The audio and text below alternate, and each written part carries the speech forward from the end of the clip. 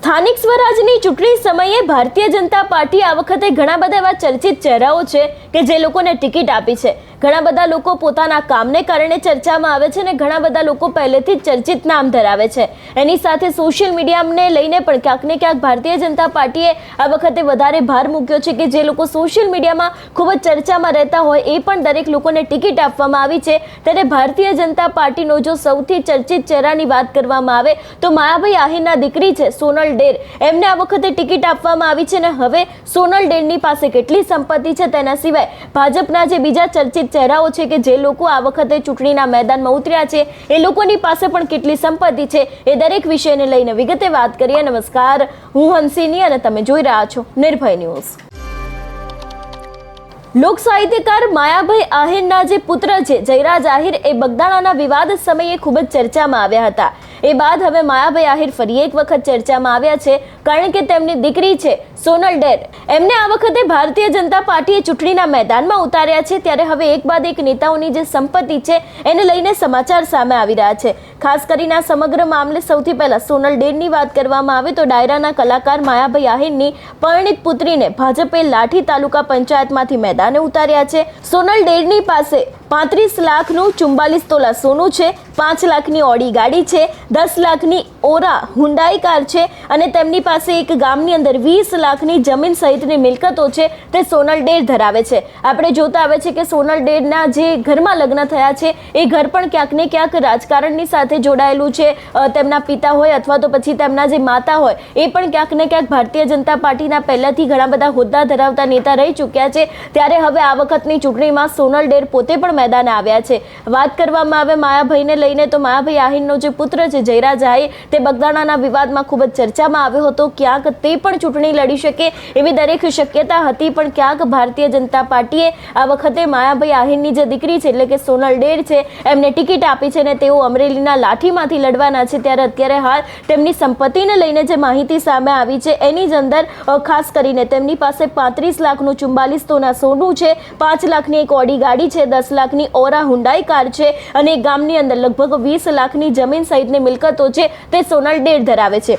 એ બાદ જો બીજી વાત કરવામાં આવે મનોજ નીનામા વિશે, આપણે જોયું હતું કે ભારતીય જનતા પાર્ટીમાંથી મનોજ નીનામા છે તે ખૂબ જ એક ચર્ચિત નામ કહેવાય છે કારણ કે પૂર્વ આઈપીએસ છે, એના જ કારણે તેઓ રાજકારણમાં જોડાયા ત્યારથી ખૂબ જ ચર્ચામાં આવ્યા હતા। ત્યારે હવે શામળાજી તાલુકાની હાઈ પ્રોફાઇલ ગણાતી ઓડ જિલ્લા પંચાયત બેઠક પરથી પૂર્વ આઈપીએસ મનોજ નીનામા ભાજપના ઉમેદવાર છે। તેમણે ઉમેદવારી સમયે કરેલા સોગંદનામા મુજબ તેમના પત્નીના નામે ગાંધીનગરના સરઘાસણમાં 1.40 કરોડનો ફ્લેટ છે, જ્યારે દીકરી નિધિના નામે કુડાસણમાં 80 લાખની કોમર્શિયલ પ્રોપર્ટી છે। આ ઉપરાંત તેમની પાસે એક રિવોલ્વર અને એક બંદૂક પણ છે એવી પણ માહિતી અત્યારે હાલ સામે આવી રહી છે। એ બાદ વાત કરવામાં આવે અંકિતા પરમાર કે જેના કારણે આખું વડોદરાની અંદર આપણે જોયું હતું કે ભારતીય જનતા પાર્ટીના જે નૈના પરમાર હતા એમને ભારતીય જનતા પાર્ટીની સામે બળવો પણ ઠાલવ્યો હતો। પણ હવે અંકિતા પરમાર વિશેની વાત કરવામાં આવે તો વડોદરા જિલ્લાના પંચાયતની પોર બેઠક પર ભાજપે સોશિયલ મીડિયા સ્ટાર એટલે કે અંકિતા રોનક પરમારને ટિકિટ આપી છે।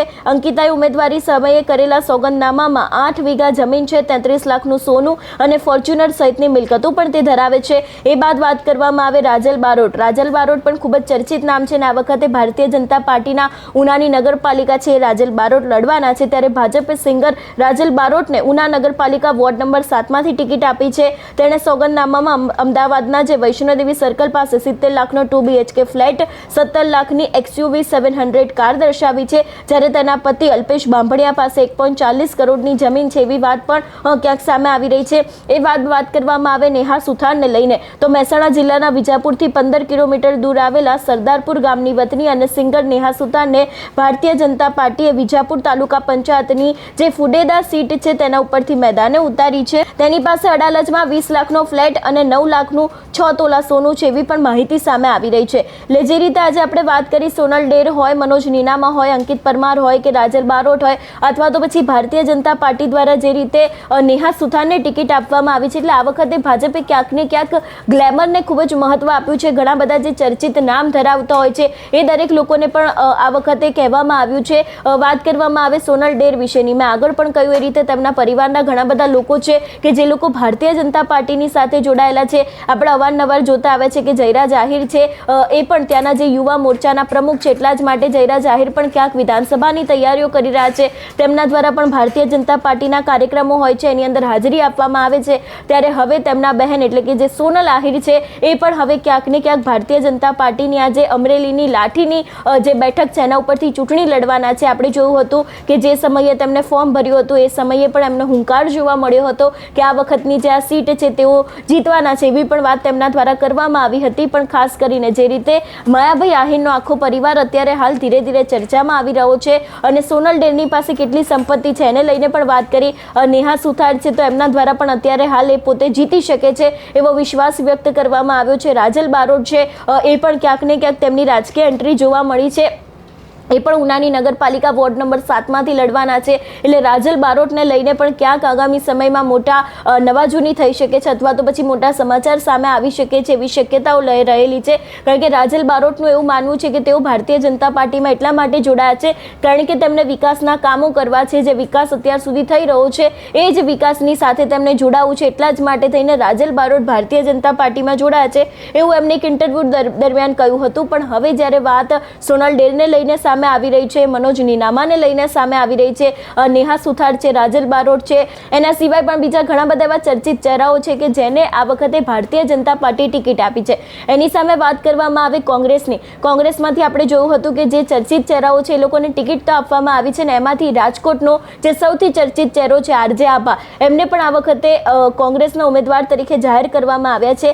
આરજે આભાની સંપત્તિ વિશેની વાત કરવામાં આવે તો રાજકોટ શહેરના વોર્ડ નંબર 10માંથી કોંગ્રેસે આરજે આભા એટલે કે આભા દેસાઈને ઉમેદવાર બનાવ્યા છે.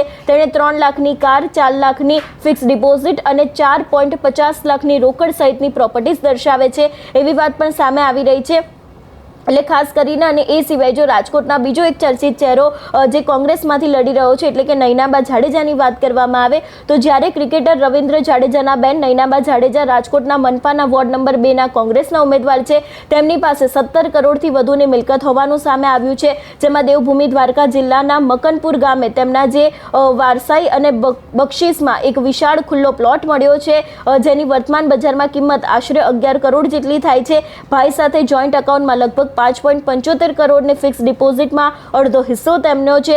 મ્યુચ્યુઅલ ફંડમાં 60 લાખથી વધુની જંગી રોકાણ કરવામાં આવ્યું છે. જ્યારે ઝવેરાતમાં 200 ગ્રામ એટલે કે 20 તોલા સોનું હોવાનું પણ સોગંદનામામાં ઉલ્લેખ કરવામાં આવ્યો છે એવી પણ વાત તેમના દ્વારા અત્યારે હાલ જે માહિતી છે સામે આવી રહી છે. સોનલ ડેરની પાસે રોકડ રકમ કેટલી પડી છે એ વિષયને લઈને વાત કરવામાં આવે તો લગભગ 1,60,000 જેટલી રોકડ રકમ પડી છે. એફડીની વાત કરવામાં આવે તો લગભગ 5 લાખ જેટલી એફડી તેમના દ્વારા અત્યાર સુધીમાં કરવામાં આવી છે.